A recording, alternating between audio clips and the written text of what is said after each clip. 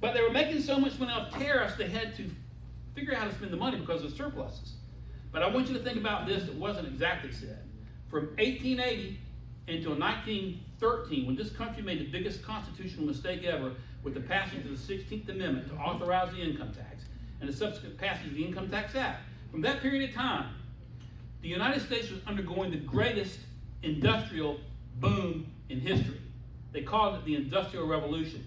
And this was the foundational basis on which we would wind up winning 2 world wars. But we did that, now listen to me, with zero income tax. You know what I'm saying? With zero income tax. We have got to go back to that. You know, it's interesting because we were up in Cabarrus County a month or so ago. I'm speaking to the Republican Party up there, and I said, hey, where's our textile industry? Because, you know, the textile industry was dominant there. But in Winston-Salem, High Point, the question is, where's our furniture industry? I grew up in Plymouth, and we had the largest pulp and paper plant in the eastern United States. The Weyerhaeuser plant down there. It smelled. Yeah. The good news is we didn't smell as much as they did in Greenville or Little Washington because it kind of rose and smelled everything else. When we could smell it, we said it smelled like money. But when I was growing up, that little town, that plant had 3,500 employees. Now it's down to like 3,000, up to 300. What happened? Here's what happened. During the Clinton administration, we had a thing passed called NAFTA. Yeah. We had a thing passed called Most Favored Trade Nation status with China. Can you imagine that? You take a billion member of country population and you turn them into your principal economic opposition. Why would you do that? Isn't it interesting how the Clinton Foundation made so much of its money from China? I digress. But here's the thing. If you eliminate the individual income tax and the corporate income tax, can you imagine how fast those companies will come flying back into this country? Sure. Mm-hmm. And that's where we have to take the battle on the floor of the U.S. Senate.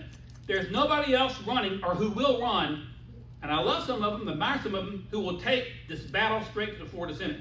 If we're going to save our country, we've got to take the deep state out. We must eliminate and attack this tax system that has basically turned the entire federal government into a criminal enterprise. It's got to be shaved down. It's got to be cut down. The federal government must meet the slimmed down criteria that Article 1, Section 8 of the Constitution sets for the Congress and for the presidency at Article 2.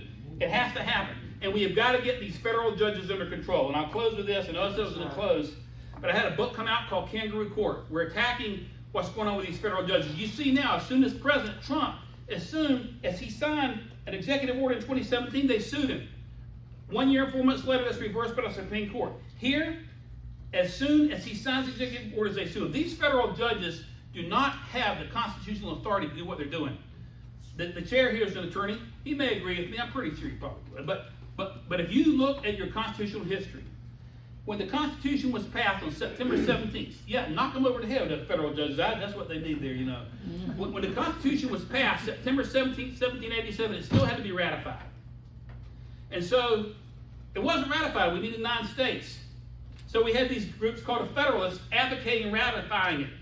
The Anti-Federalists were opposed to it. The Anti-Federalists were some great patriots. Patrick Henry, who said, "Give me liberty, give me death," was opposed to the Constitution. He was afraid of power. Even Thomas, and so was Sam Adams. I can remember that because I liked the beer. And then, that's supposed to be a joke. And even Thomas Jefferson was concerned about that power. You know what the thing that the Anti-Federalists were most afraid of? Out of control federal judges. So you've heard of the Federalist Papers. Alexander Hamilton wrote 2 Federalist Papers addressing this issue. The main one was Federalist 78. Writing to the states, and he said this: you don't have to worry about the federal judiciary. He said, first of all, the federal judiciary is to be by far the weakest branch of government. You hear me? So when somebody says co-equal branches of government, it was never designed to be that. The weakest branch of government. The second thing Alexander Hamilton said is these federal judges, and by the way, these federal judges are all created by Congress. The only court created by the Constitution is the Supreme Court. They're called inferior courts. The second thing he said is this. He said, these federal judges have no power to issue an injunction against either the executive or the legislature, because the executive has the power of the sword and the legislative power of the purse. So he said they got no power. And finally he said the greatest fear that we would have would be when someone in the black robe, a judge in the black robe, also steps into the role of legislator. It's what they did with Roe versus Wade, just make up legislation, or the executive. We've had judges in Washington, D.C. since the beginning of the Trump administration this time. Order the president to turn a plane around full of thugs. That's outside their authority. Or strike down the president's decree that we are not going to have transgender surgeries or recruitments in the military. That's outside of their authority. I will push what I call a Judicial Separation of Powers Act, which will remind federal judges of their original domain under Federal 78 and prohibit them from touching anything at all having to do with immigration, naturalization, or with the United States military. That's all I can think of. I can't think of anything else. But I appreciate you all having. If anybody has any questions, we'll take them now, take them later. Mr. Chair, I defer to you. I defer to them.